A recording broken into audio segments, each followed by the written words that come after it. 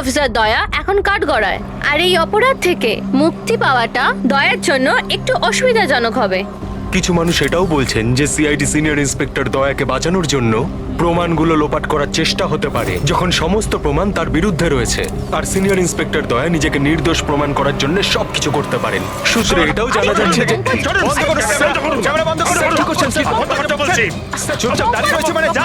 আপনারা কি মনে করেন কি আপনারা? দেখুন, আমরা সত্যি কথাই বলছি আর সত্যিটাই জানার চেষ্টা করছি। সকলের সামনে সত্যিটা তুলে ধরাই আমাদের কাজ। জানেন আপনি? হ্যাঁ, কোন সম্বন্ধে মুখে চা আসছে তাই বলে যাচ্ছেন। নয়তো কি করবেন আপনি? মারবেন আমাদের? আপনি এরকম করতে পারেন না। এগুলো আপনাদের মুখ নিয়ে বাইরে।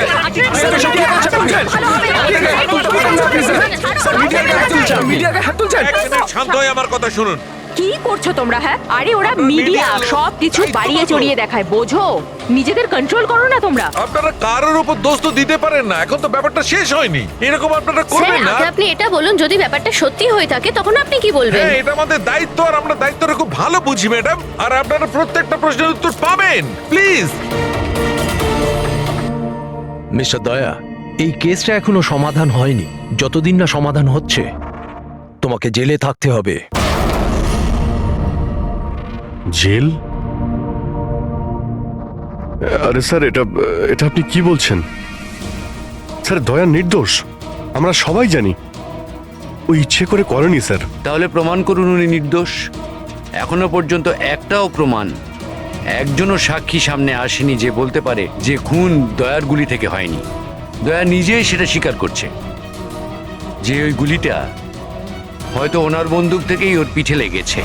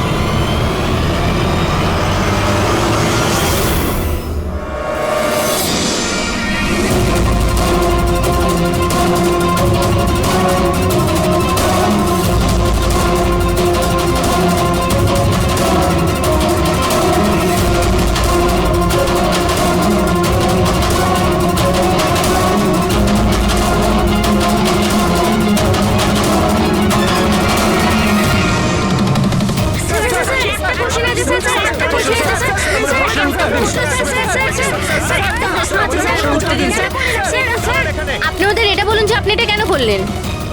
আপনি চুপ করে আছেন কেন? তার মানে এটাই যে আপনি গিল্টি? উত্তর দিন স্যার। আপনি যদি আপনার পক্ষ থেকে কিছু বলতে চান, আমরা আপনার উত্তর ওপর মহলে পৌঁছে দেবো sir. Sir sir sir please sir. Sir,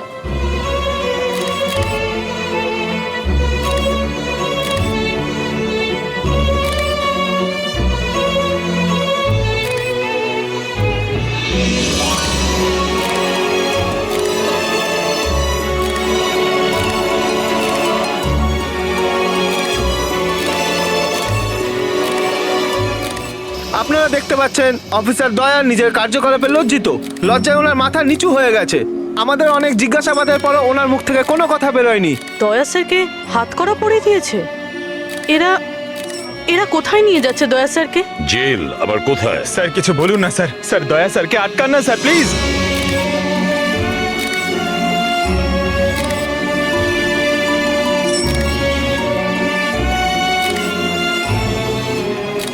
এক মিনিট, দেখি পিছিয়ে যান, সরে যান, দেখি দিকটায় আসো। আরে ভাই, একটু তো সময় দাও প্লিজ, পরে সব বলছি। এখন যান আপনারা প্লিজ।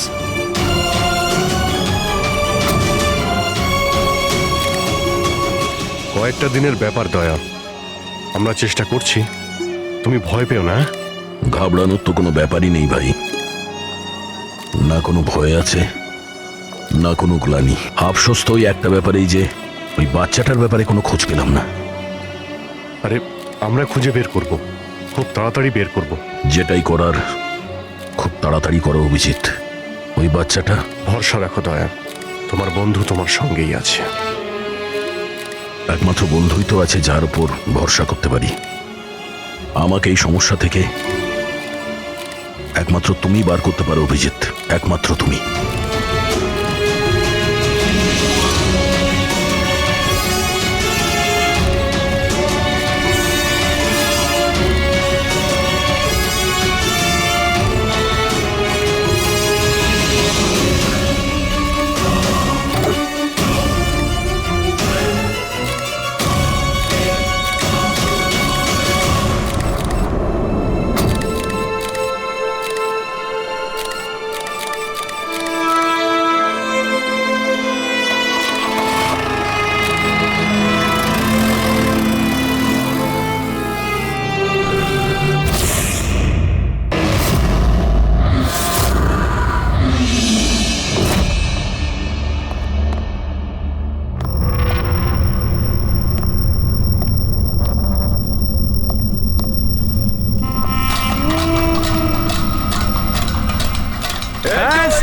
খুব চড়িয়ে গেছিল, এখন নিজেই জেলে এসে গেছি।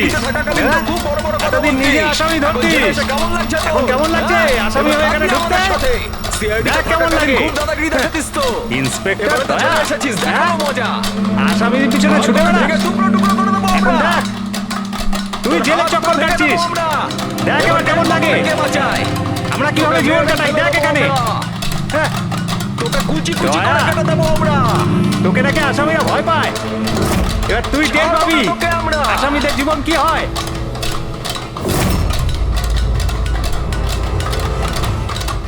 আরে এ দয়া, আরে এসিপি প্রদ্যুমনের বাঘ ইঁদুর হয়ে গেল কি করে? হ্যাঁ, এখানে গর্তে লুকোতে এসেছিস না? আরে ওই আরেকটা ইঁদুর কোথায়? আরে ওই কি যেন নাম ওর? হ্যাঁ, অভিজিৎ। আরে ও কোন গর্তে লুকিয়ে আছে? বের হয়ে গেল তো তোদের সমস্ত সিআইডি গিরি। হ্যাঁ, এখন কি করবি? শাড়ি পরে সিগন্যালে সিগন্যালে নাচানাচি করবি? হ্যাঁ, চুপ। কি হলো? আরে দয়া বল না। আরে গর্তে লুকোতে এসেছিস নাকি? আরে বল না, ভয় পাচ্ছিস কেন? এই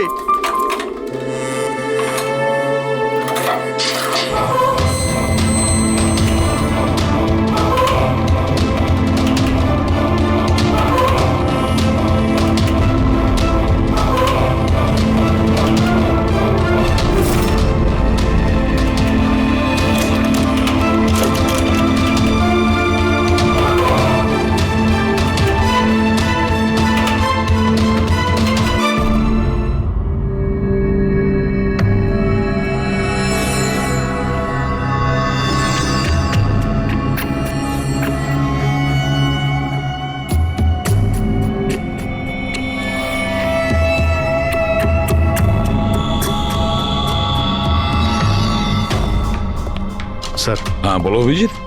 স্যার আসলে আমার শরীরটা ভালো লাগছে না, তাই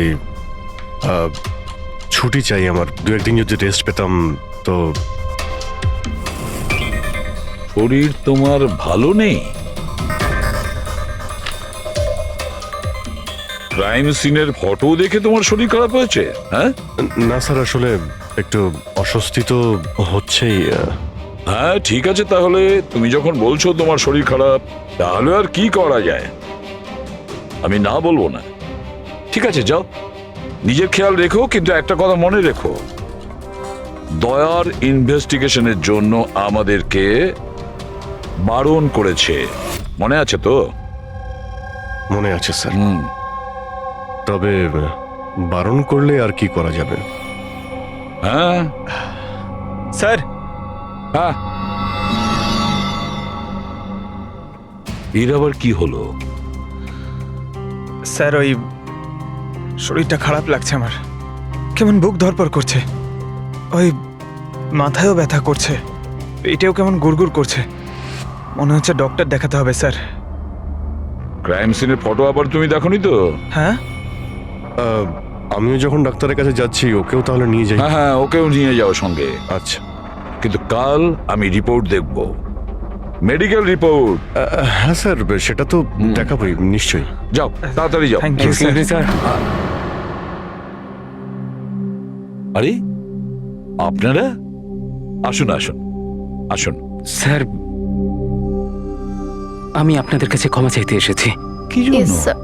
কিসের উই জন্য আর ভেরি সরি। আরে না কি হয়েছে হ্যাঁ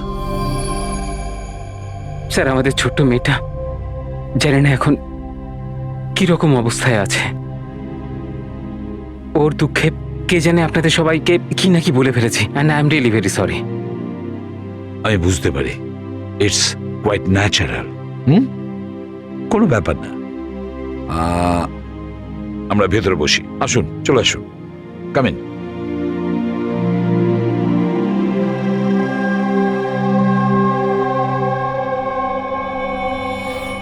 অভিজিৎ স্যার কোথা থেকে শুরু করব?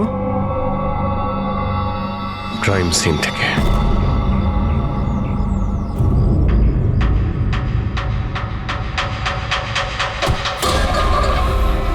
ক্ষমা করে দে ভাই, ভুল করে হাত লেগে গেছে।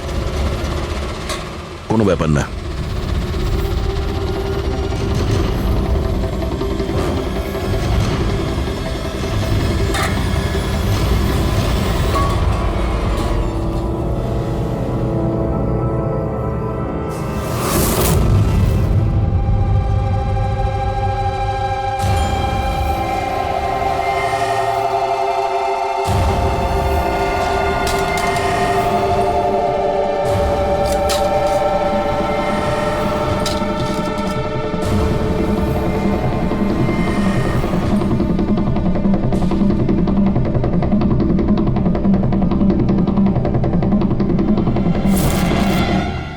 কি হলো ভাই, শরীর ঠিক আছে তো? হাত কাঁপছে তোমার? সরি ভাই, আরেকবার হাত লেগে গেল। চল খাবার দে। অন্তত এই খাবারের তো সম্মান দে। হ্যাঁ, এটা আছে তাই আমরা আছি, বুঝলি?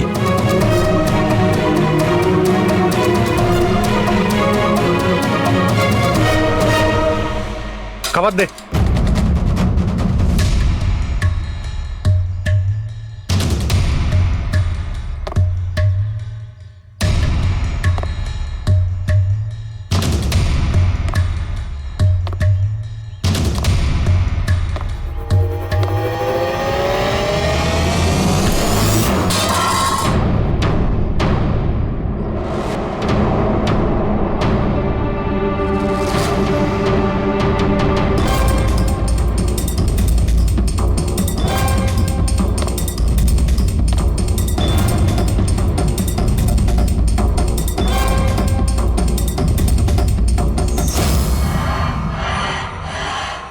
চলো এখান থেকে, ছাড়ো ওকে, চলে এসো।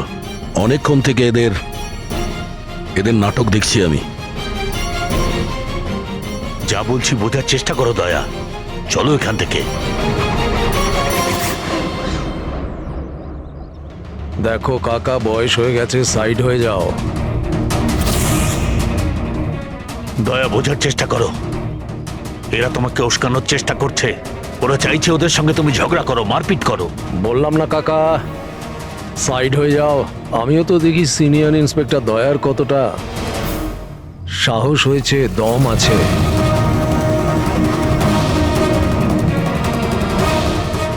না দয়া, কিছু করো না, চলো চলো এখান থেকে। দয়া, দয়া চলো চলো এখান থেকে, চলো বলছি। এ ভিতু,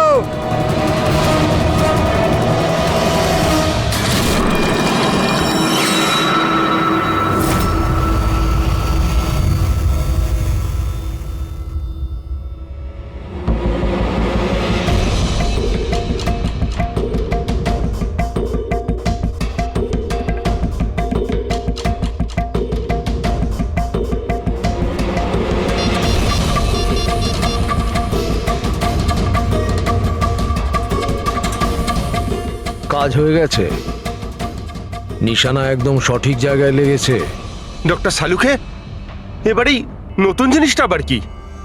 এটাকে এএলএস বলে ফ্রেডি, অল্টারনেটিভ লাইট সোর্স, বৈকল্পিক প্রকাশ উৎস।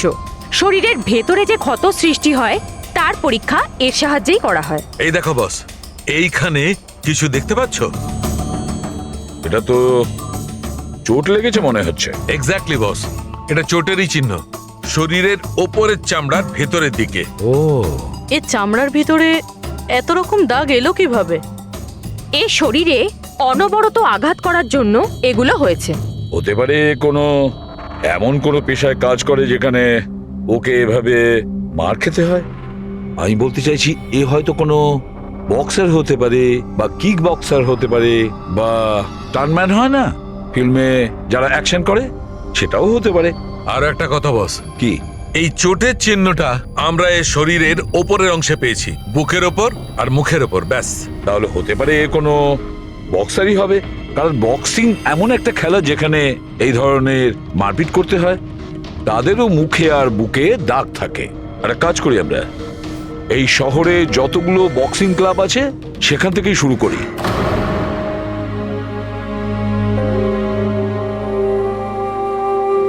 কেন ওদের উপর রেগে যাচ্ছিলে? ওরা তো এটাই চাইছিল যে তুমি ওদের সঙ্গে ঝগড়া করো। প্রায়শই অপরাধী পুলিশকে, সিআইডিকে ঘৃণা করে। আপনিও করেন নাকি ঘৃণা? এখানে যারা আছে তারা সবাই ভাবে যে বিনা কারণে আমরা এদের জেলে পাঠিয়ে দিয়েছি। হয়তো আপনারও এটা মনে হয়। একদম নয়, আমি তো সিআইডি লোকেদের সম্মান করি। গর্ব কেন? কারণ আমার ছেলেও খুব বড় একজন অফিসার ছিল, সাব ইন্সপেক্টর অনিল। হ্যাঁ, কিন্তু কি হয়েছে ওর? ওকে 26শে নভেম্বর গুলি করে মেরেছে। ছেলের শোকে ওর মা ডিপ্রেশনে চলে যায়। ওকে কিছুতেই বোঝাতে পারছিলাম না যে ওর ছেলে আর এ জগতে নেই। সেই শোকে ও দুবার আত্মহত্যা করার চেষ্টা করেছিল, কিন্তু দুবারই ও ব্যর্থ হয়েছে। আমি বাঁচিয়েছিলাম ওকে, কিন্তু তৃতীয়বার ওকে আর আমিও বাঁচাতে পারিনি, কারণ তৃতীয়বারও বিষ খেয়েছিল।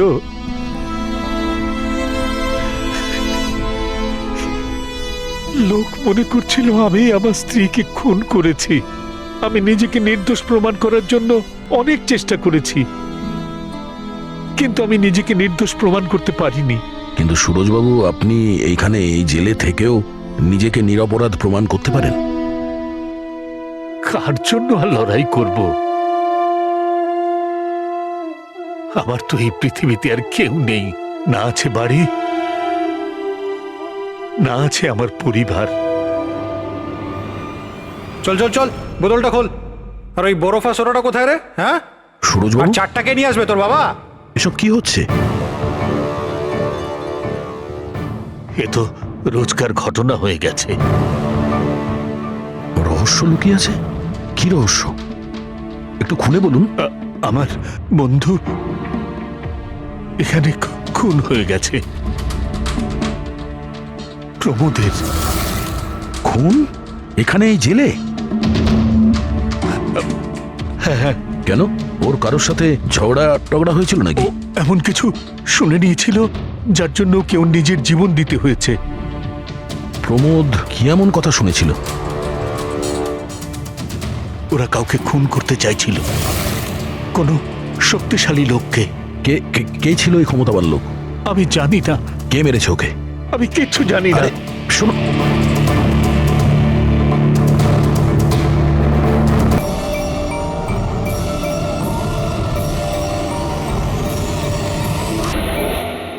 এদিকে এসো, এদিকে এসো। সব সব ঠিক আছে তো? তোমায় এভাবে কেউ দেখেনি তো? কেউ সন্দেহ করেনি তো? হ্যাঁ, সন্দেহ? বলো। কেমন সন্দেহ? কি অঞ্জলি, তুমি কাঁদছো কেন? আর তোমার চোখগুলো এরকম বসে গেছে কেন? তুমি এত কাঁদছো কেন? কি হয়েছে? তুমি আমায় জিজ্ঞাসা করছো কি হয়েছে? তুমি জানো না কি হয়েছে? আমি কি করে জানবো কি হয়েছে? আমি তো এইমাত্র বাড়ি এলাম। রঞ্জন, তুমি পাগল হয়ে গেছো নাকি আমায় পাগল বানাচ্ছো? এত বড় ঘটনা ঘটে গেল আমাদের সাথে, আর তুমি এমন বিহেভ করছো যে যেন কিছু হয়নি। কি খেলা খেলছো তুমি? কি খেলা আরে আমি খেলছো কোনো তুমি? খেলা খেলছি না। কি তখন থেকে বলে চলেছো তুমি? রঞ্জন, কিছু ঘন্টা আগে তুমি খুন করেছো। কি? ওই লাশটা টুকরো করে ওই টুকরোগুলোকে পুকুরে ফেলে দিয়েছো আর তুমি এমন বিহেভ করছো যেন কিছু হয়নি। মনে করো তুমি কেন এমন বিহেভ করছো? অঞ্জলি, তোমার কি হয়েছে? কিছু নেশা টেশা করেছো নাকি তুমি? হ্যাঁ, পাগলের মতো কথা বলছো। আরে কি খুন, কি মার্ডার, কি কি এসব? What is wrong with you? এক মিনিট, তোমার জামায় তো রক্ত আর তোমার মাথায় তো চোট লেগেছিল। আর এইসব তুমি জামা কোথায় চেঞ্জ করলে? কোথায় গেল এই সব কিছু? কত রক্ত পাগল হয়ে লেগেছিল। গেছো তুমি? আজ সকালে এই জামাটা পরেই তো গিয়েছিলাম অফিসে। এখন টায়ার্ড হয়ে এত রাতে অফিস থেকে বাড়ি এসেছি, টেনশনে রয়েছে, তুমি উল্টো পাল্টা বলে যাচ্ছ, ইরিটেট করছো আমাকে। আর এইসব কি গল্প তৈরি করছো খুন টুনের? হ্যাঁ রঞ্জন ভালো করে মনে করো। হ্যাঁ, তুমি আমায় কল করেছিলে আর তুমি খুব ঘাবড়েছিলে। রঞ্জন, তুমি কাঁদছো কেন? সব ঠিক আছে তো? তখনই তুমি নিচে আসতে বলে আর সাথে টুল বক্স আর পরিষ্কার করার কাপড়ও নিয়ে যেতে বলেছিলে। অঞ্জলি, রঞ্জন, এটা কি করে হলো? এত রক্ত, এই চোট, আর তুমি এই সব জিনিস কেন আমাকে আনতে বললে? অফিস থেকে গাড়ি করে বাড়ি আসছিলাম তো রাস্তায় একটা মেয়ে আমার থেকে লিফট চাইলো। আমি ওর সাহায্য করতে গেলাম তো আমার উপর হামলা করে দিল, আমার উপর। আর আমি নিজেকে বাঁচানোর জন্য আমি ওর খুন করে দিয়েছি। অঞ্জলি, আমাদের এই লাশটাকে কোথাও একটা লুকাতেই হবে। ওই লাশটা আমরা শহরের বাইরে একটা পুকুরের কাছে নিয়ে গেলাম।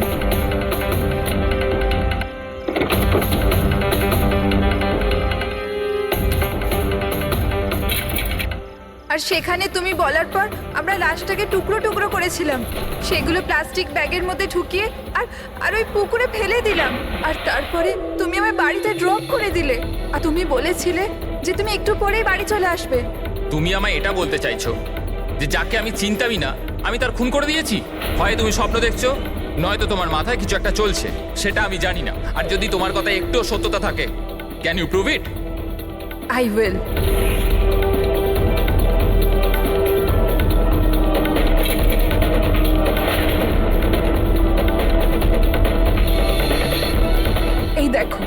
এই দেখো, এবার বলো, প্রুফ চেয়েছিলে না তুমি? এই দেখো প্রুফ। এবার বলো, এই জামাগুলোতে রক্ত কোথা থেকে এলো? এমনটা নয় তো যে এগুলো তুমিই করেছো আর তুমি আমাকে ফাঁসানোর চেষ্টা করছো? আচ্ছা, এবার আমি বুঝতে পেরেছি। তোমরা সবাই মিলে আমার সাথে ইয়ার্কি মারছো না তো? ওখানে অফিসেও আমার কলিগেরা 1 মাস ধরে উল্টো পাল্টা বলেই চলেছে যে আমি তোকে ওখানে দেখেছি, আমি তোকে এখানে দেখেছি। আর আমি বলে বলে হাঁপিয়ে যাচ্ছি যে আমি ওখানে ছিলামই না। কিন্তু এখন যেটা তুমি করছো না, এটা কিন্তু ভুল করছো। এইসব একটা ইন্টেলিজেন্স চক্রান্ত, যেটা তুমি প্ল্যান করেছো। তুমি খুন করেছো অঞ্জলি, আর তুমি এটাতে আমাকে ফাঁসাতে চাও। আমি যাচ্ছি পুলিশের কাছে, সিআইডি কে ডাকবো। ছাড়ো। কেন এমন করছো? রঞ্জন, তুমি খুন করেছো, তুমি সিআইডি কে কেন ডাকছো?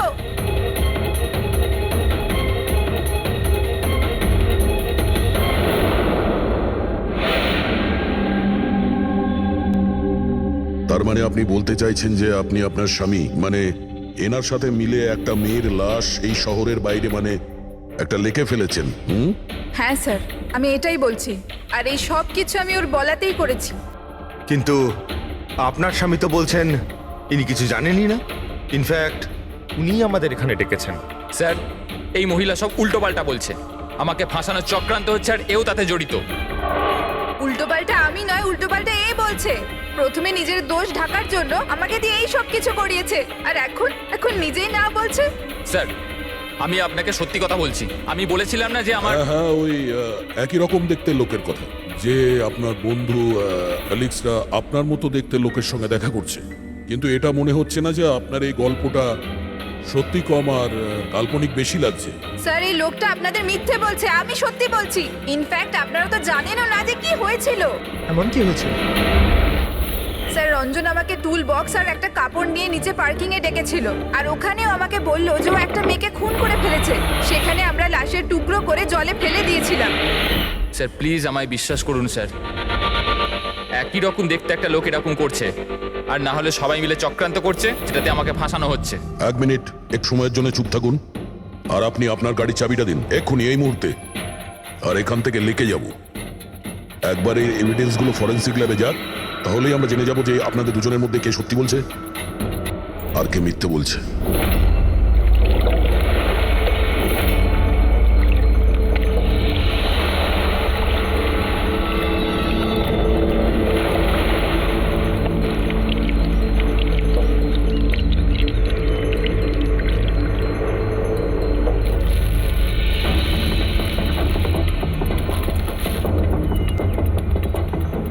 এই মেয়েটা কে? স্যার আমি কি জানি, আপনি আমাকে কেন জিজ্ঞেস করছেন? যা কিছু জানার এর থেকে জানুন না। স্যার আমি এই মেয়েটাকে চিনি না, আমি জানি না একে, আমি একে মারিনি স্যার। আমি তো ওই সময় শুধু এই লোকটার হেল্প করছিলাম। আমি অনেক রাত অবধি অফিসে ছিলাম স্যার, আপনি চাইলে সিসিটিভি ফুটেজ দেখতে পারেন। চিনের নিচে দেখো, থুতির নিচে স্টিচেস আছে না, আর সেগুলো খুব বেশি পুরনো নয়, মনে হচ্ছে কিছুদিন আগেই ও আঘাত পেয়েছে। পুরবি কোনো না কোনো ক্লিনিক বা হসপিটালে স্টিচগুলো করা হয়েছিল, সেখান থেকে এই মেয়েটার ব্যাপারে জানা যেতে পারে। একটা কাজ করো ফেডরিক, পঙ্কজ, এই বডির টুকরোগুলো আছে না, এই সব কটা আমাদের ফরেন্সিক ল্যাবে পাঠিয়ে দাও, আর এদের দুজনকে আমাদের ব্যুরোতে নিয়ে চলো। স্যার এ বলছে যে কয়েকদিন ধরে ওরই মতো দেখতে কোনো লোক ওকে ফাঁসানোর চেষ্টা করছে। এর চেনাশোনা লোকরা ওই লোকটার সঙ্গে বিভিন্ন জায়গায় দেখা করছে, আর ওরা ভাবছে যে ও এই। হ্যাঁ স্যার, আমায় ফাঁসানো হচ্ছে স্যার, আর ওই চক্রান্তে এও রয়েছে স্যার। স্যার আপনি বলুন, আমি যদি এসব করতাম তাহলে আমি আপনাদের ফোন কেন করতাম? স্যার এখন অবধি আমি আপনাদের যা বলেছি সবকিছু প্রমাণ হয়েছে তো। লাশ তো পাওয়া গেল লেকে, আর ওর গাড়ির ডিকিতে রক্ত পেলেন তো। স্যার আপনি নিজেই বলুন, যখন এতটা সত্যি আমি বলেছি তাহলে এখন মিথ্যে আমি কেন বলবো? আমাকে ফাঁসানোর জন্য স্যার, আমি বলছি স্যার এটা চক্রান্ত স্যার, আমাকে ফাঁসানোর জন্য। ব্যাস ব্যাস, কে কি কাজ করেছে আর করেনি সেটার খোঁজ আমরা করব। শুধু একটা কথা মনে রাখবেন যে আমাদের সন্দেহ শুধু আপনাদের দুজনকে। বাট স্যার আমি কিচ্ছু করিনি, আমি নির্দোষ। আমি হতে পারে হয়তো আপনি খুন করেননি, কিন্তু লাশকে টুকরো টুকরো করে লেকে ফেলে দেওয়া এটাও কিন্তু বড় অপরাধ, বুঝেছেন আপনি? স্যার সিসিটিভি ফুটেজ পেয়ে গেছি।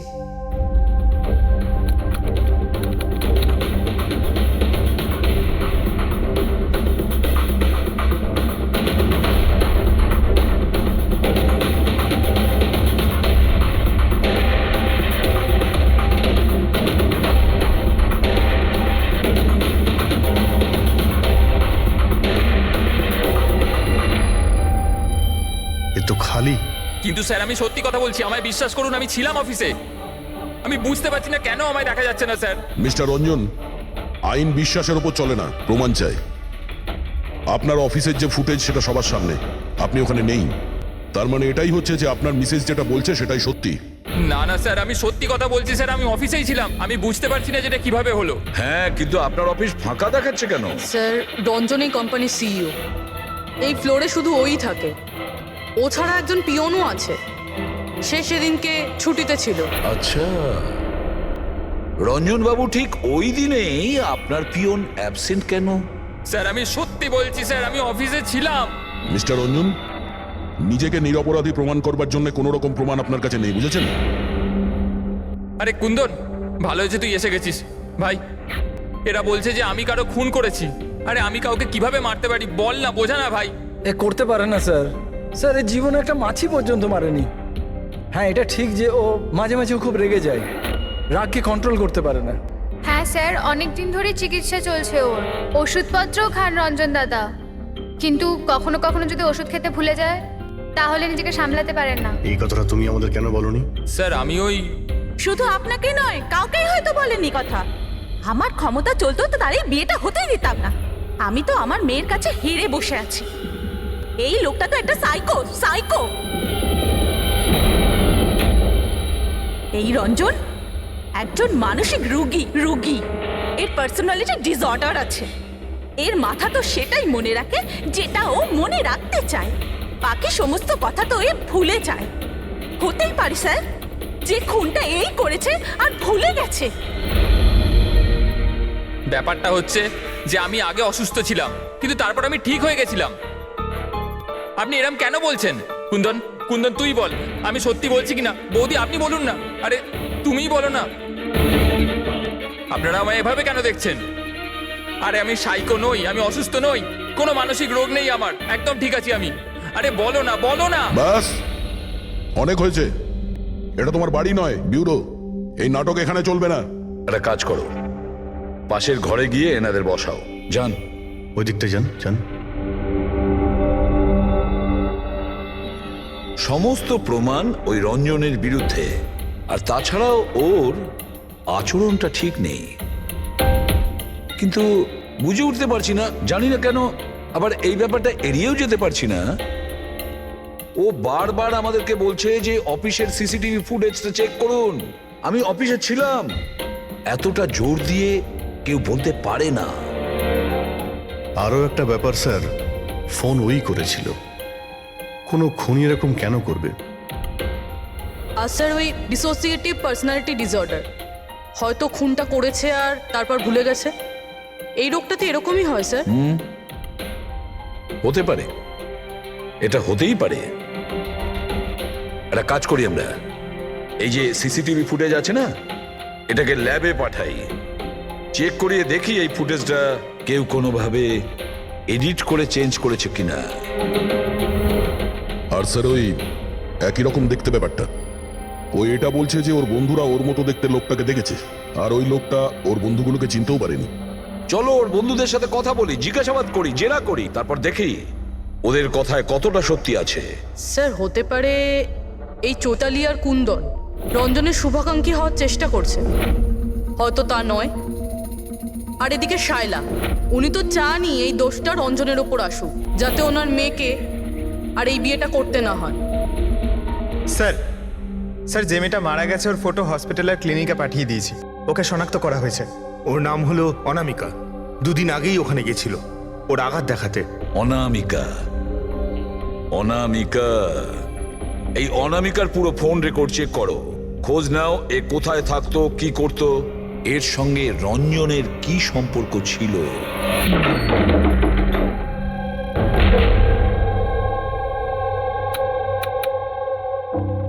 স্যার অনামিকা হসপিটালে এই অ্যাড্রেসটাই দিয়েছিল। এবার কি করি? দেখা যাক, কোনো প্রমাণ নিশ্চয়ই পাবো। একটু আশেপাশে দেখো কোনো প্রতিবেশী আছে কিনা। হ্যাঁ,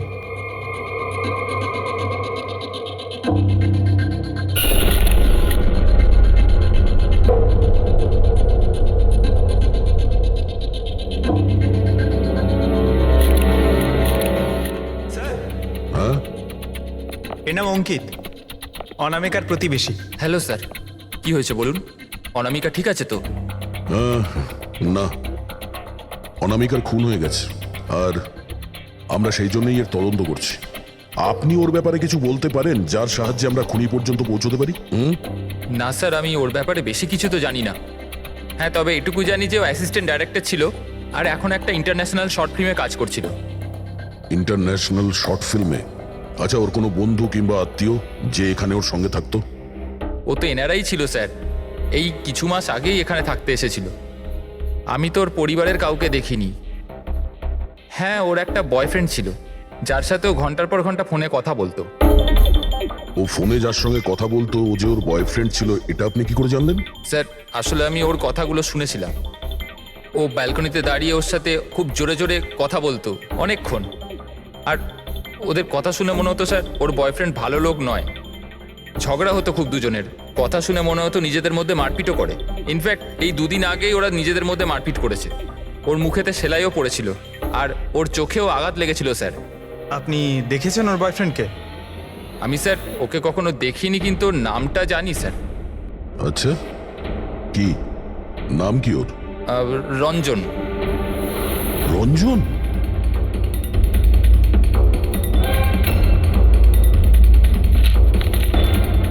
স্যার, এই দেখুন, এই অনামিকার পাসপোর্টে এই বার্সেলোনার ভিসা লাগানো রয়েছে।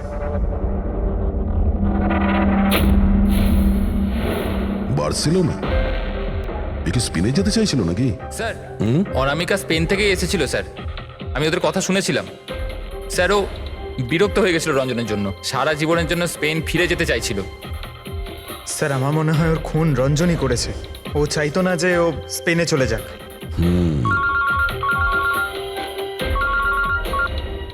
হ্যালো, স্যার অনামিকার ফোন রেকর্ডস পাওয়া গেছে।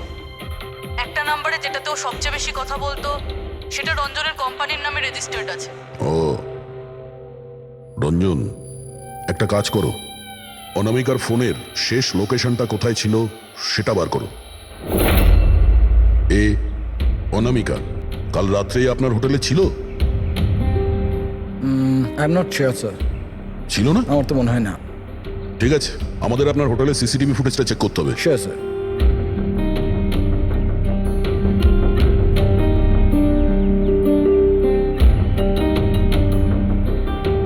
এই তো অনামিকা।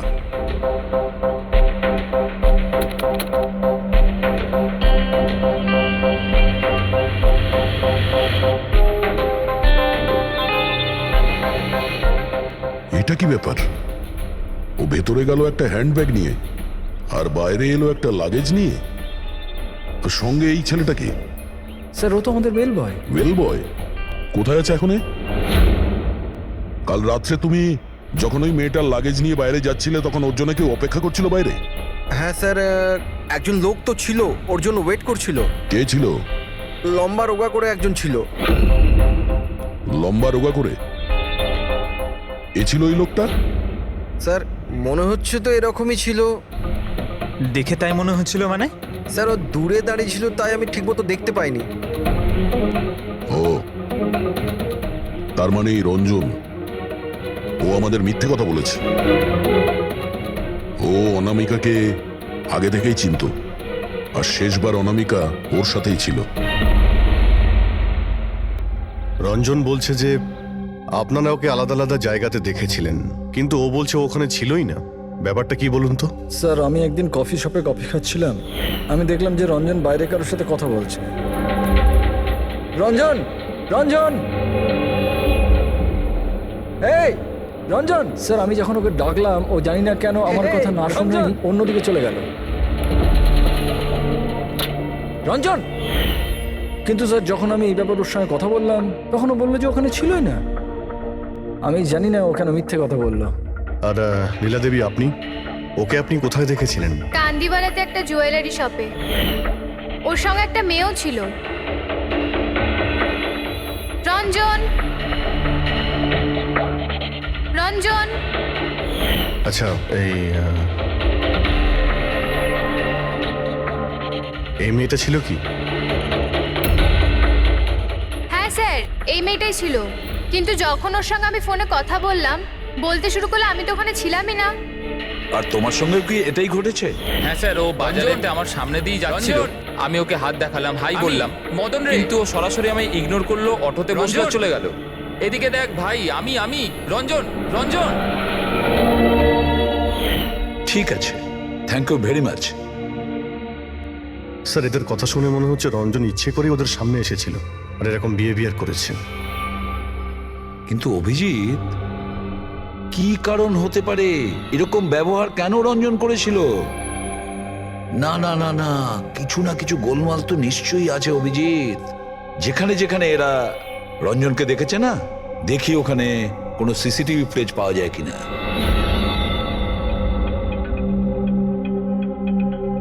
স্যার এখানে দেখুন। হ্যাঁ শালুকে, বস কি পেলে? এই অস্ত্রের ওপর আর কাপড়ে যে রক্ত পাওয়া গেছে সেটা অনামিকারই। মনে হচ্ছে অঞ্জলি সত্যি বলেছে। এটার ব্যবহার অনামিকাকে খুন করার জন্যে আরো লাশটাকে লুকানোর জন্য করা হয়েছে। আচ্ছা, রঞ্জনের বিরুদ্ধে কোনো প্রমাণ? হ্যাঁ স্যার, রঞ্জনের ফিঙ্গারপ্রিন্টস পাওয়া গেছে।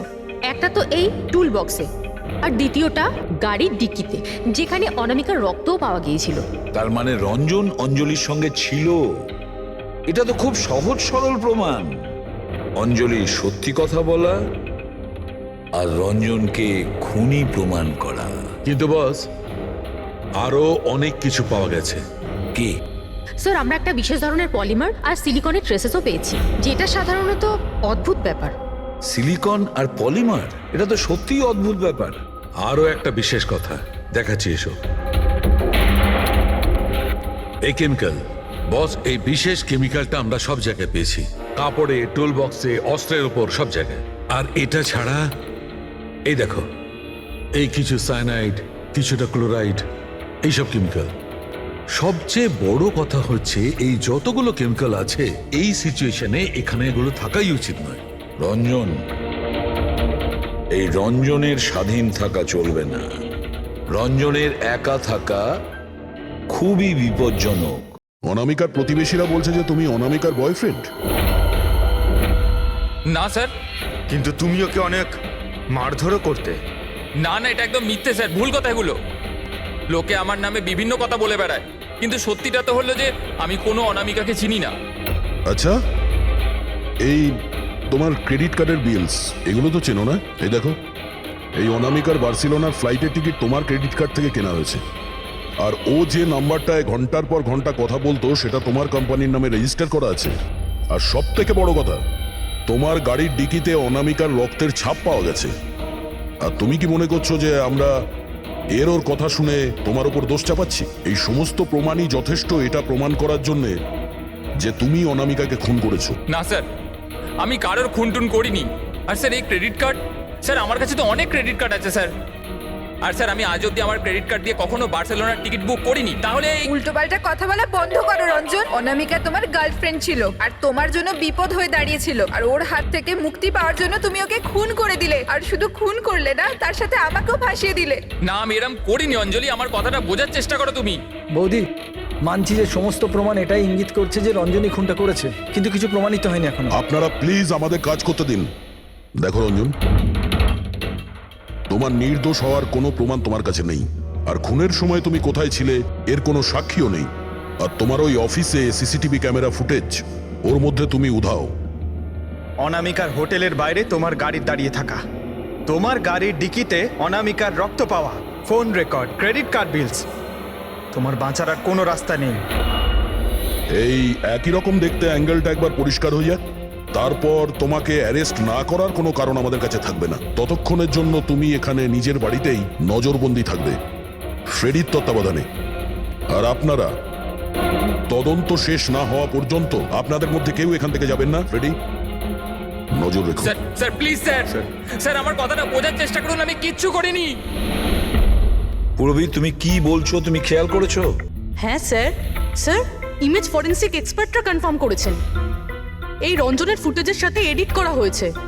এই ফুটেজটায় কিছু আউট অফ ফোকাস ব্যাপার আছে, যেটা থেকে এটা প্রুফ হয় যে এখানে কেউ একজন ছিল, যেটাকে খুবই ভালোভাবে ডিলিট করা হয়েছে। অন্য আর কেউ নয়, ও রঞ্জনী হবে। তার মানে ওর এই একই রকম দেখতে গল্পটা সত্যি।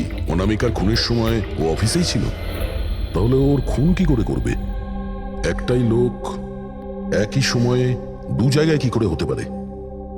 স্যার, স্যার সেই সব সিসিটিভি ফুটেজ পেয়ে গেছি যেখানে রঞ্জনের বন্ধুরা রঞ্জনকে দেখেছিল। কফি শপ, জুয়েলারি শপ আর মার্কেটে। দরজা খোলো, বাইরে বেরোতে দাও। আরে কেন আমাকে আটকে রেখেছো? খোলো, আমি বলছি খুলে দাও। এটা কি হচ্ছে? ওর আবার আগের মতো অবস্থায় নেই তো? সে কি? তাহলে তো ওনাকে কাবুতে আনার নিশ্চয়ই কোনো উপায় থাকবে। শুধু একটাই ওষুধ আছে, ঘুমের ইনজেকশন। খোলো, আমি বলছি দরজাটা খোলো। আরে এইভাবে কেউ কাউকে আটকে রাখে নাকি? আমার তো খুব ভয় লাগছে, মাথা খারাপ হয়ে গেলে আবার কিছু করে নেবে না তো? সব এক একটা রত্ন এখানে, আমি দেখছি। আরে কেন আটকে রেখেছো আমায়?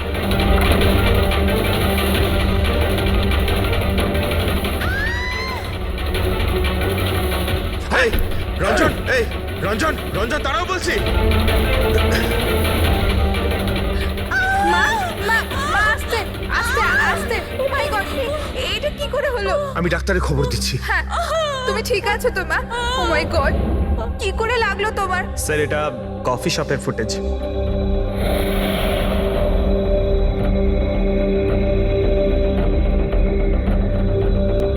স্যার এবার জুয়েলারি শপ।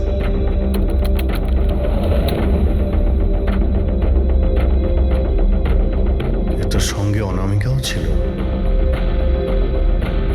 এখনো পর্যন্ত সবকিছু তো নর্মালি লাগছে।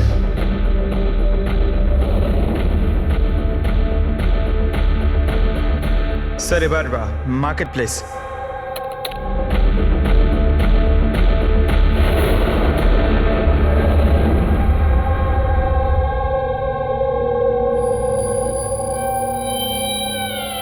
পঙ্কজ, একটু রিওয়াইন্ড করো। হ্যাঁ, আগে ওই রঞ্জনকে জুম করো।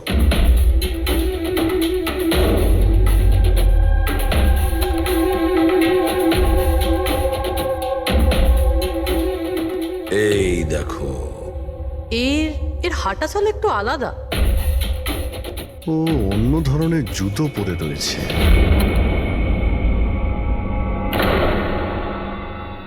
কিন্তু এটা কি? দয়া ওয়াকিং বুট পরেছে, ওয়াকিং বুট। যার পায়ের হাড়ে কোনো প্রবলেম থাকে না, সে ওই ওয়াকিং বুট পরে। কিন্তু রঞ্জনের পা তো একদমই ঠিকঠাক আছে। সেটাই তো, এটা তো হতেই পারে না। তাহলে ও কি? হ্যাঁ সালুকে বলো, কি এখনই? আচ্ছা ঠিক আছে, আমি আসছি। সালুকে ফরেন্সিক ল্যাবে ডেকেছে, এখনই যেতে হবে। চলো। হ্যাঁ ফেডরিক বলো, কি বললে তুমি? ঠিক আছে, হ্যাঁ ওখানেই থেকো। ফ্রেডরিক বলছিল রঞ্জন পালিয়ে গেছে শায়লার ওপর আঘাত করে। কিন্তু ফ্রেডি তো ছিল ওখানে। সেটাই তো। একটা কাজ করো দা, তুমি আর পঙ্কজ ওখানে চলে যাও, আমরা ফরেন্সিক ল্যাবে যাচ্ছি। আচ্ছা সালুকে, তুমি রঞ্জনকে গ্রেফতার করতে বারণ করেছিলে, ব্যাস ও তো ওদেরকে আঘাত করে পালিয়ে গেছে। আর তুমি এখানে এসব কি করছো? এখানে এখানে এরকম মিউজিয়াম সাজিয়েছো কেন? মিউজিয়াম নয় বস, তাহলে এটা হচ্ছে সেই ধাঁধাটার জবাব যেটা আমরা সলভ করতে পারিনি। হ্যাঁ, রঞ্জন পালিয়ে যাওয়াতে আমার খুব আফসোস হয়েছে, কিন্তু আই এম শিওর তোমরা ওকে ঠিক ধরে ফেলবে। তোমাদের মনে আছে ওই যে কেমিক্যালটা আমরা ক্রাইম স্পটে পেয়েছিলাম? তো তার সঙ্গে ওর কি সম্পর্ক? সেটা আমি আপনাদেরকে বলছি। আপনি কে? এ হচ্ছে জগৎ। এক মিনিট, সবকিছু বুঝতে পারবে বস। বেহুল, হাই স্যার। এবার এর সঙ্গে আবার এই কেসের কি সম্পর্ক? আপনারা ওর সাথে একটু মন দিয়ে কথা বলুন, দেখুন সবকিছু জানতে পারবেন। এটা বলুন তো যে আপনি কে, আর এই কেসের সঙ্গে আপনার কি সম্পর্ক? এক মিনিট। এনার চোখগুলো দেখে তো কেমন যেন একটা মনে হচ্ছে। শুধু চোখই নয়, এনার তো পুরো মুখের মধ্যেই কিছু গোলমাল আছে অভিজিৎ, ফেসের ওপরে গোলমাল আছে।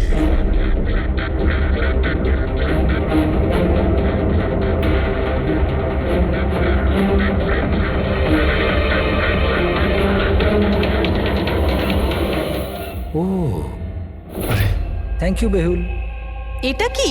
আমি বলছি বস, ওই কেমিক্যালস যেটা ক্রাইম স্পটে পাওয়া গেছিল, আসলে ওই কেমিক্যালটা এই ধরনের মাস্ক আর নকল রক্ত তৈরি করতে কাজে লাগে। বিশেষ করে এই সিলিকন মাস্ক, যেটা ওই সিনেমাতে ব্যবহার হয়। সব থেকে বড় ব্যাপার হচ্ছে এর মধ্যে চোখের পাতা থাকে না, আর চোখের জন্য এখানে গর্ত একটা থাকে আসল মুখের মতো, যাতে যে এটা পড়বে তার আসল চোখটা এই গর্ত থেকে বেরিয়ে এসে যাতেও দেখতে পায়। আর স্যার, এটাকে বানানো কিন্তু অত সহজ নয়।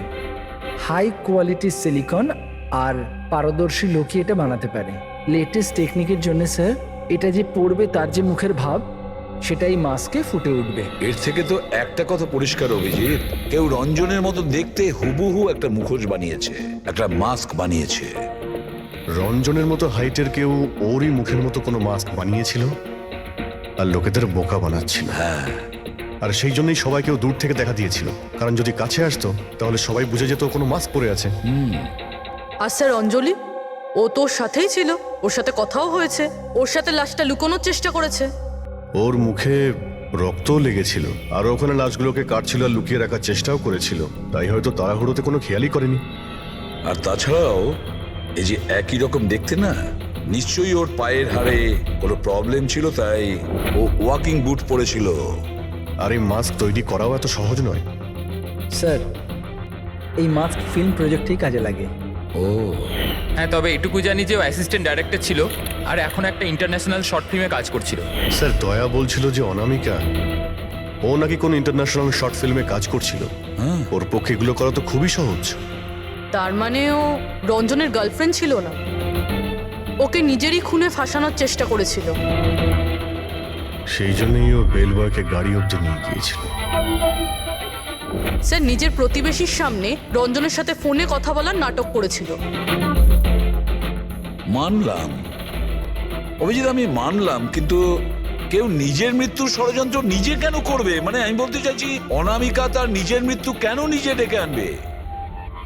না না না না, কিছু তো একটা গোলমাল আছেই।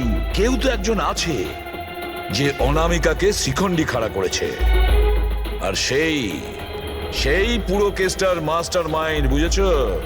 আপনাদের মাথা খারাপ আছে? ফ্রেডি ইনজেকশন নেওয়ার জন্য ভেতরে গেছে আর তোমরা ওই লোকটাকে ছেড়ে দিলে। আমরা তোকে পালাতে দিইনি। আমরা কি দরজা খোলার কি দরকার ছিল? ওই লোকটা যে মানসিক অবস্থা নিয়ে এখান থেকে পালিয়ে গেছে, কে জানে কার সাথে কি করে দেবে। শায়লা দেবীর ওপর হামলা করেই দিয়েছে। স্যার, একটা কথা বুঝতে পারলাম না, ওরা তোমাদের দুজনের সামনে থেকে পালালো আর তোমরা ধরতে পারলে না ওদের? স্যার আমরা খুব ভয় পেয়ে গেছিলাম, আর সব কিছু এত তাড়াতাড়ি হলো। স্যার আমরা যদি মাঝখানে আসতাম তাহলে আমাদের উপরও তো হামলা করতে পারতো না স্যার। হ্যাঁ, যেমন ভাবে আন্টিকে হামলা করেছিল আমাদেরও করতে তাহলে। হ্যাঁ, এক মিনিট, শায়লা দেবীর ওপর হামলা? কিন্তু কিভাবে? ওর কাছে অস্ত্র কি করে এলো? এখানে তো কোনো অস্ত্র ছিল না, আমরা সমস্ত অস্ত্র সরিয়ে দিয়েছিলাম। হ্যাঁ স্যার, শুধু ঘরে কেন, কিচেনেও সবজি কাটার কোনো ছুরি পর্যন্ত নেই।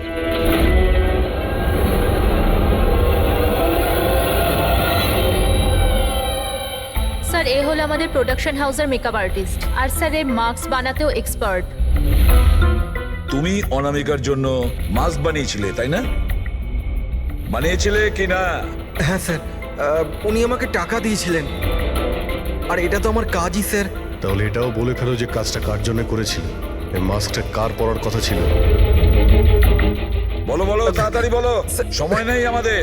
আর হ্যাঁ, যার মুখের তুমি মাস্ক বানাও তার মাপ নেওয়ার দরকার আছে, ম্যাপিং করার দরকার আছে।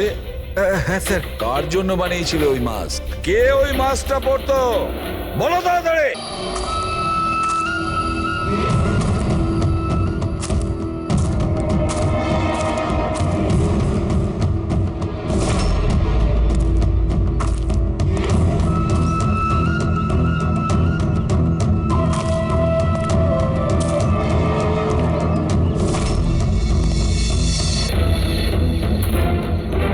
কে তুমি? হ্যাঁ, কে তুমি? কি চাও? কেন আমাকে বেঁধে রেখেছো? আমার তো মনে হয়েছিল আমাকে দেখে তুমি খুব খুশি হবে, কারণ আমি তো হচ্ছি সে যাকে তুমি খুঁজে চলেছ। তোমারই আর এক রূপ। রূপ? কিন্তু তোমার মুখ তো আমার সাথে মেলে না। কারণ এটাই, আমি তোমার মতন মুখের মাস্ক পরে নেই এখন, নাহলে তুমি আমাকে চিনতে পারতে না যে আসল তুমি না আমি। আরেকটা কথা, আমি তোমার আওয়াজে কথাও বলতে পারি, কিন্তু তুমি এমন কেন করছো? যাতে অনামিকার খুনের জন্য তোমার জেল হয়ে যায়। কিন্তু আমার তোমার সাথে কি শত্রুতা? আমি তো তোমাকে চিনি অব্দি না। ওসব জেনে তুমি কি করবে? এখন তো শুধু এটুকুনি জেনে রাখো যে আমার এত পরিশ্রমে সিআইডির লোকেরা জল ঢেলে দিয়েছে, আর আমার কাছে শুধুমাত্র এখন একটাই রাস্তা বাকি আছে, যে তোমাকে আমি মেরে ফেলবো। না! সিআইডি, তোমরা এখানে কি করে? তোমাকে ফলো করতে করতে এখানে পৌঁছেছি। ওই মেকআপ ম্যান সবকিছু বলে দিয়েছে তোমার ব্যাপারে। খুব ভুল করেছো তোমরা এখানে এসে। রঞ্জনকে তো আমি কিছুতেই ছাড়তে পারবো না, কারণ আমি ওকে মারবার জন্য কন্ট্যাক্ট নিয়েছি।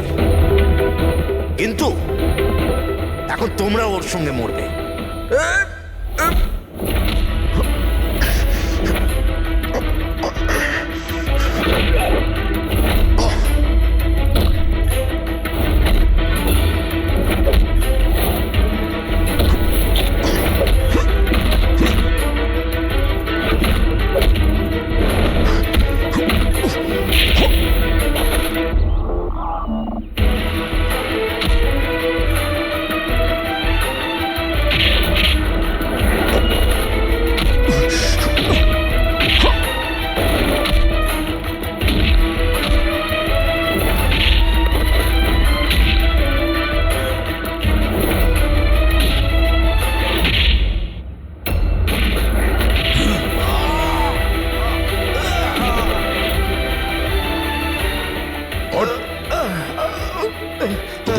কন্ট্রাক্ট দিয়েছিল? হ্যাঁ, কে দিয়েছিল? অনামিকা মারা যাওয়ার পরেও তোমাদের প্ল্যান চালু আছে। কে মাস্টার মাইন্ড? আমায় ক্ষমা করে দাও মা। তোমার মতের বিরুদ্ধে গিয়ে বিয়ে করে আমি অনেক বড় ভুল করে ফেলেছি। কখনো ভাবতেও পারেনি যে ও এসব করতে পারে। রঞ্জন কোথায়? ওকে পেলেন না আপনারা? পাওয়া গেছে রঞ্জনকে। আপনারা সবাই এটা জেনে হয়তো অবাক হবেন যে রঞ্জন নির্দোষ। এটা আপনারা কি বলছেন? খুন রঞ্জনই করেছে? একদম না, রঞ্জন খুন করেনি। খুন করেছে আপনাদের মধ্যেই কেউ একজন। আমরা? কিন্তু আপনি তো জানেন যে এদের সবার উপস্থিতিতেই রঞ্জন আমাকে আঘাত করেছে। কি করে করলো? মানে কোন জিনিস দিয়ে আপনার উপরে আক্রমণ করেছিল?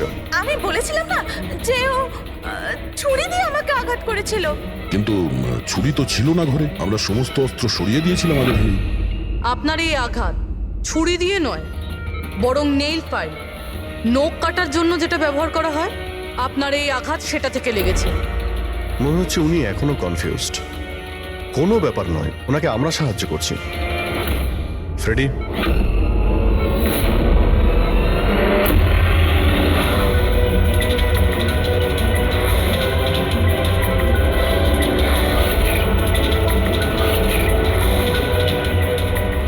শাইলা ম্যাডাম, আমরা জানতে পেরে গেছিলাম অনামিকার প্রতিবেশী অঙ্কিত এসবের সঙ্গে যুক্ত। তো এই জন্য আপনি আমায় বাড়ি থেকে তাড়িয়ে দিয়েছিলেন, যাতে আমার কিডন্যাপ করে আপনি আমাকে খুন করতে পারেন। মা, তুমি এই খবরদার, খবরদার যদি আমাকে মা বলে ডেকেছিস তো। মা শব্দের অর্থ কি হয় তোমরা দুজন জানো? স্যার, এ আমার অনিচ্ছা সত্ত্বেও রঞ্জনের সাথে বিয়ে করলো আর আমার সাথে সব সম্পর্ক চিরদিনের মতন ত্যাগ করলো। আর আজ এরা আমার সম্পত্তির অধিকার চাইতে শুরু করেছে। এই সব এই রঞ্জনের কাজ। এই উস্কেছে আমার মেয়েকে, আমার একমাত্র সন্তান, নিজের স্বামীর সঙ্গে মিলে ধীরে ধীরে আমাকে বিষ দিয়ে মারতে শুরু করলো।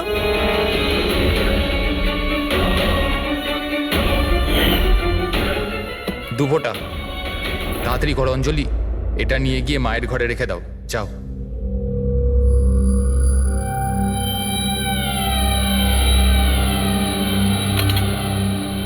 কিন্তু আপনি অনামিকার খুন করলেন কেন? ওর কোনো দোষ ছিল না, কিন্তু আমার কাউকে তো একটু দরকার ছিল এই সব কিছু করার জন্য। কিন্তু আমি এদের দুজনকে শাস্তি দিতে চেয়েছিলাম যে রঞ্জনের ফাঁসি হয়ে যাক আর অঞ্জলির সারা জীবনের মতো জেল। শায়লা দেবী, এদের প্রতি আপনার ঘৃণা আপনাকেও এদেরই মতন অপরাধী বানিয়েছে। এদের দুজনের তো শাস্তি হবেই, আপনার প্রাণ নেওয়ার চেষ্টা করেছে বলে। কিন্তু আপনারও কঠোর থেকে কঠোরতম শাস্তি হবে অনামিকাকে খুন করার অপরাধে।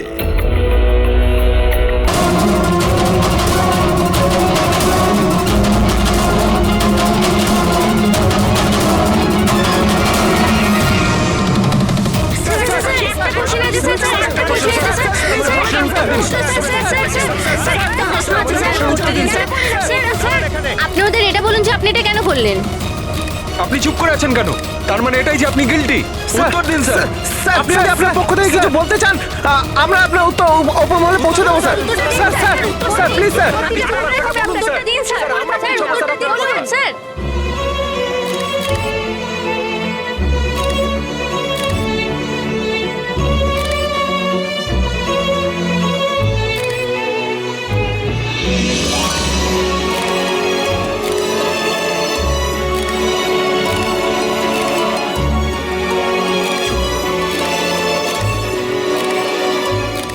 আপনারা দেখতে পাচ্ছেন অফিসার দয়া নিজের কার্যকলাপে লজ্জিত। লজ্জায় ওনার মাথা নিচু হয়ে গেছে। আমাদের অনেক জিজ্ঞাসাবাদের পরও ওনার মুখ থেকে কোনো কথা বেরোয়নি। দয়া স্যারকে হাত করা পরিয়ে দিয়েছে। এরা কোথায় নিয়ে যাচ্ছে দয়া স্যারকে? জেল আবার কোথায়? স্যার কিছু বলুন না স্যার। স্যার দয়া স্যারকে আটকান না স্যার, প্লিজ।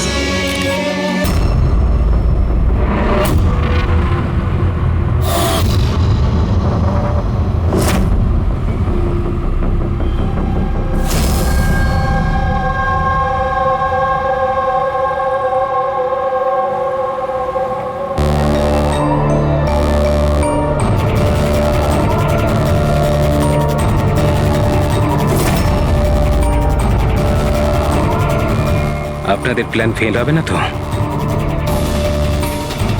পুরো বন্দোবস্ত করেছি, যেমনটা বলবো আপনি ঠিক তেমনটাই করবেন, প্লিজ।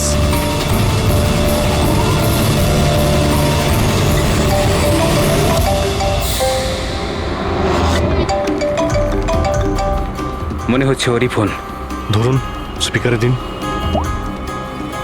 হ্যালো, আমি এসে গেছি। কোনো অসুবিধা হয়নি তো জায়গা খুঁজতে? না। টাকা নিয়ে এসেছে তো? হ্যাঁ, এনেছি। এত তেজ?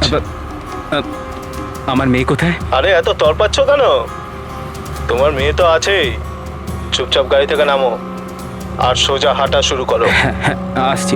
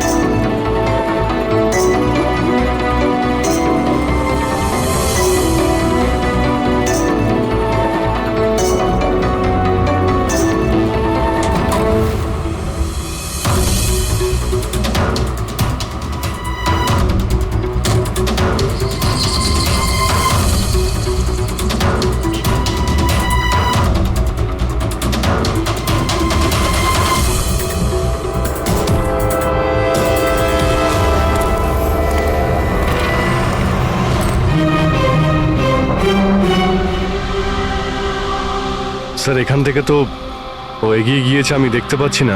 আপনারা দেখতে পাচ্ছেন? হ্যাঁ, দেখতে পাচ্ছি।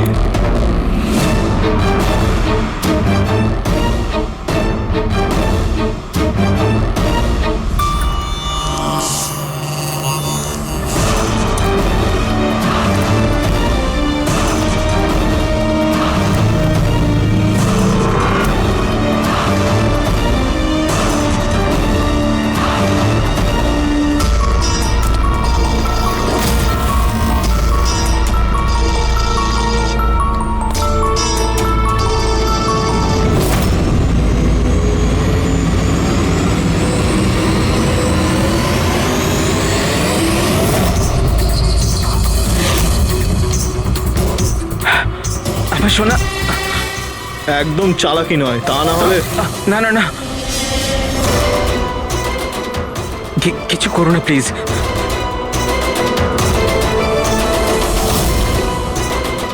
চল, ব্যাগটা ফেল।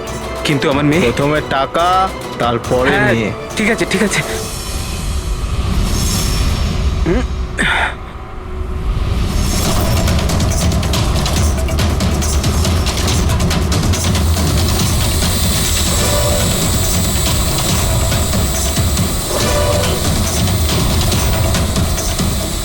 স্যার, ওপরে ড্রোন ক্যামেরা আছে স্যার। সবাই লুকিয়ে পড়ো। সিআইডি, তোকে বলেছিলাম না একা আসতে? এবার সারা জীবন আফসোস করবি নিজের মেয়ের জন্য। না, আই এম সরি, আমার ভুল হয়ে গেছে। তোর ভুলের শাস্তি এবার তোর মেয়ে ভোগ করবে। না, এরকম বলো না প্লিজ। আরে দাঁড়াও, আমার মেয়েকে আমাকে ফিরিয়ে দাও।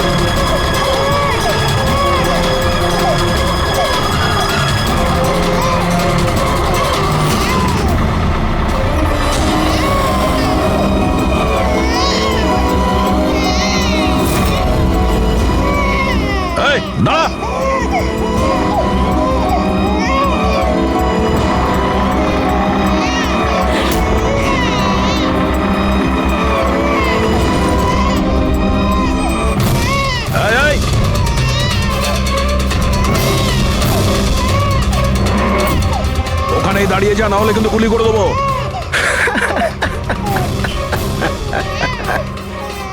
গুলি চালিয়ে দেবে তাই না? হ্যাঁ, গুলি চালিয়ে দেবে। এও বলছে সিআইডি আঙ্কেল মজা করছে, কিন্তু আমার গায়ে তো একটাও আঁচড় লাগবে না, কারণ বাচ্চাটা আমার কাছে আছে। আর এ যতক্ষণ আমার কাছে আছে, আমি জানি তুমি আমার উপর গুলি চালাতে পারবে না। চালাবে? চালাবে?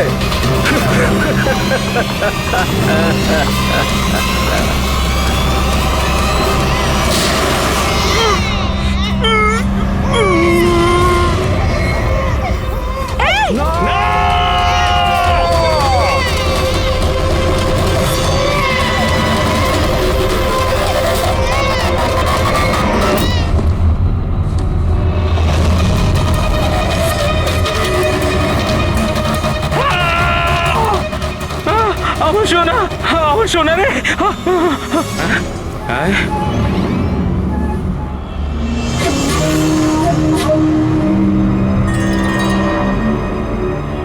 মাই গড,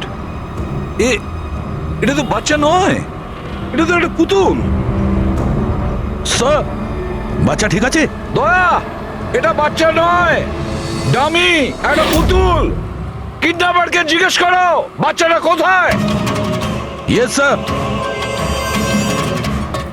এই বাচ্চা কোথায়? এর পিঠে রক্তের দাগ।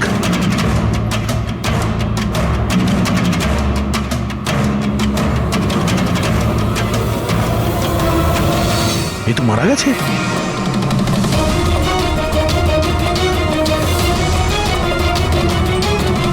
কি হলো? কিছু বললো?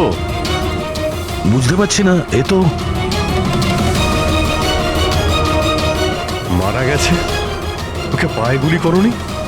আরে গুলি তো আমি পায়েই চালিয়েছিলাম, কিন্তু গুলি যদি পায়ে চালাও তাহলে পিঠে লাগলো কি করে? কি করে মারা গেল? বুঝতে পারছি না স্যার। ও মাই গড, এবার আমার মেয়ের ব্যাপারে কি করে জানতে পারবো আমি? সিআইডির লোক হয়ে আপনি এইভাবে গুলি মেরে দিলেন? শুধু এই জানতো যে আমার মেয়ে কোথায় আছে।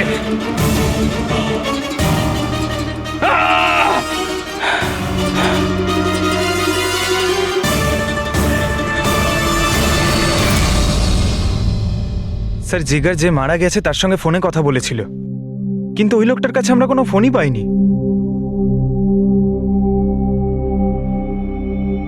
জানি না ড্রোনটাও কোথায় উধাও হয়ে গেল।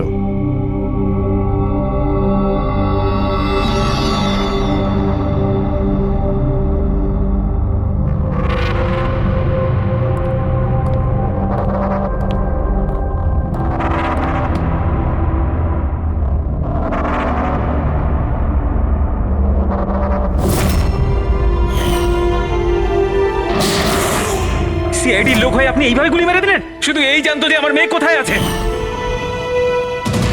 হ্যাঁ সালুকে, বস ওই লোকটি যে গুলিটা লেগেছে ওই গুলিটা দয়ার বন্দুক থেকেই ছোড়া হয়েছে।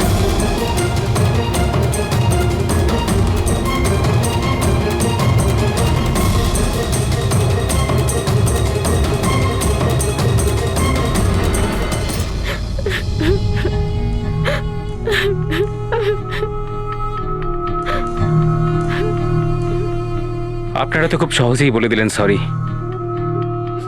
মেয়েটা তো আমার গেল না। দেখুন, জানি আমি আপনাদের দুঃখটা বুঝতে পারছি। আমরা পুরো চেষ্টা করেছি বাচ্চাটাকে খুঁজবার। কি আর চেষ্টা করেছেন আপনারা? আপনাদের অফিসার কিছু না বুঝে শুনে গুলি চালিয়ে দিল, ব্যাস। আমি আমার বাচ্চাকে আর কোনোদিনও দেখতে পাবো না। আপনারা প্লিজ সাহস রাখুন, আপনার বাচ্চার কিচ্ছু হবে না, প্লিজ। আমি কথা দিচ্ছি, আপনাদের মেয়েকে আমরা খুঁজে বের করব, ঠিক আপনার কাছে ফিরিয়ে দেব।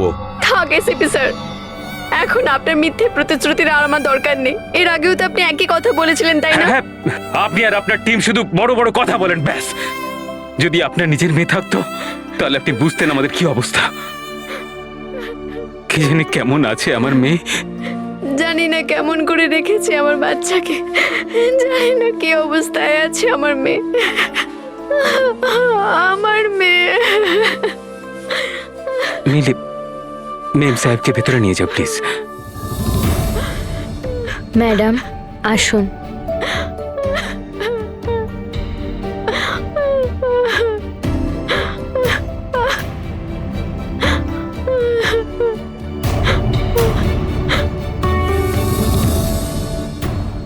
দেখো,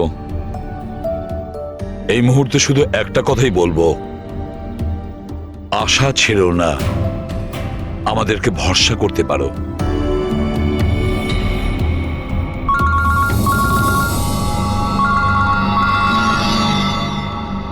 হ্যালো স্যার, এসিবি প্রদ্যুমান বলছি। কি হয়েছে স্যার? কিন্তু স্যার কি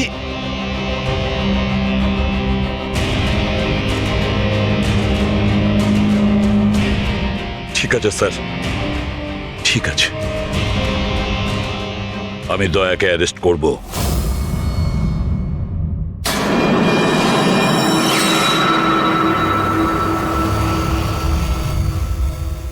দয়া, এ বিষয়ে তোমার কি বক্তব্য? অফিসার তোমার কথা বিস্তারিতভাবে জানতে চাইছেন। বিশ্বাস রাখো, তোমার সাথে ন্যায় করা হবে।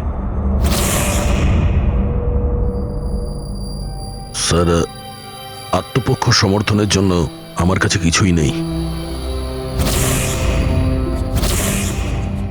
দেখুন অফিসার, গুরুত্বটা বুঝুন। সিআইডি অফিসারের বিরুদ্ধে খুনের অভিযোগ। স্যার, যাই ঘটেছে ওই কথাগুলো আমি আমার বয়ানে লিখে দিয়েছি। সেই কথাগুলো আমি আপনাদের সামনে বলছি। আমি ওর পায়ে গুলি চালিয়েছিলাম স্যার,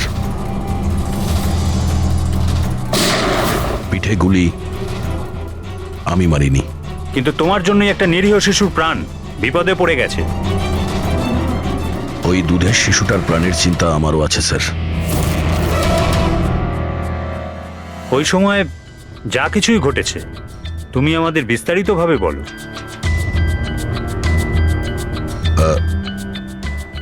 ওই লোকটা ওই বাচ্চাটাকে নিয়ে পালিয়ে যাচ্ছিল। আমি ওকে দাঁড় করানোর চেষ্টা করেছিলাম, কিন্তু ও শুনিনি। আমি গুলি করেছিলাম ওর হাঁটুর নিচে, যাতে ও পালিয়ে যেতে না পারে, আর আমি বাচ্চাটাকে ওর হাত থেকে নিয়ে নেব। কিন্তু পরে গিয়ে দেখি যে ও মারা গেছে। আশ্চর্য। ইন্সপেক্টর দয়া বলছেন যে উনি ওর পায়ে গুলি চালিয়েছিলেন, যেখানে পায়ে কোনো জখমই ছিল না। গুলি ওর পিঠে লেগেছিল, আর ফরেন্সিক রিপোর্টও এই কথাই বলছে যে গুলিটা আপনারই।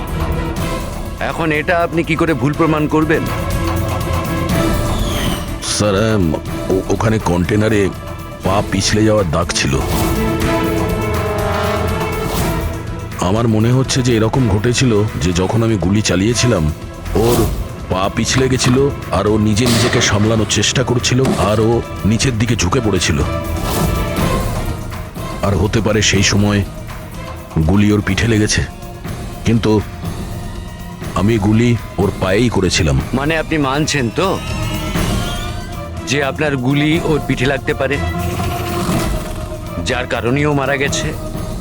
হতে পারে স্যার, কিন্তু আমি জেনে বুঝে ওকে মারিনি।